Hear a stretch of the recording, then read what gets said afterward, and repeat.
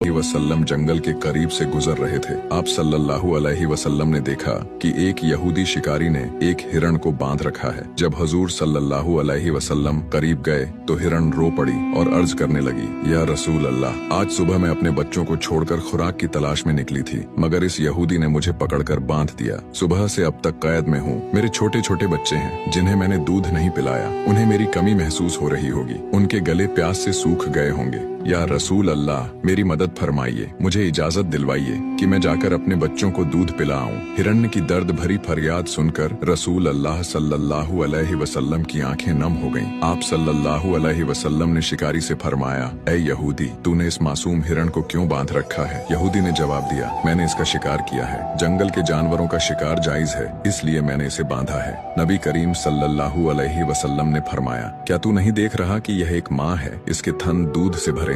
ये अपने बच्चों की मोहब्बत में बेकरार है। इसे छोड़ दो ताकि यह अपने बच्चों को दूध पिला सके। यहूदी ने गुरूर से कहा, मैंने बड़ी मेहनत से इसे पकड़ा है, मैं क्यों छोड़ दूं? आप सल्लल्लाहु अलैहि वसल्लम ने नरमी से फरमाया, इस माँ हिरण को एक बार अपने बच्चों के पास जाने दो, यह दूध पिलाकर वापस आ जाएगी। यहूदी हंसा और कहा, बंधा हुआ जानवर कभी वापस नहीं आता। अगर मैं इसे छोड़ दूं तो यह भाग जाएगी। जब आप सल्लल्लाहु अलैहि वसल्लम ने देखा कि यहूदी मानने को तैयार नहीं तो फरमाया, ऐ यहूदी, इसे आजाद कर दो और इसके बदले मुझे जामिन के तौर पर रख लो। अगर ये वापस ना आए तो मैं हमेशा के लिए तुम्हारी कैद में रहूंगा। यहूदी ने शर्त मान ली। हिरण्य को आजाद कर दिया और रसूल अल्लाह सल्लल्लाहु अलैहि वसल्लम वहीं बैठ गए। हिरण्य जंगल की तरफ दौड़ती हुई चली गई। कुछ घंटे गुजरने के बाद यहूदी तंजिया अंदाज में कहने लगा, क्या हुआ हुजूर? आपने कहा हिरनी वापस आएगी, लेकिन वह तो अभी तक वापस नहीं आई। आप सल्लल्लाहु अलैहि वसल्लम ने फरमाया, सब्र करो, वह जरूर वापस आएगी। इतने में हिरण्य अपने बच्चों के साथ दौड़ती हुई हजूर नबी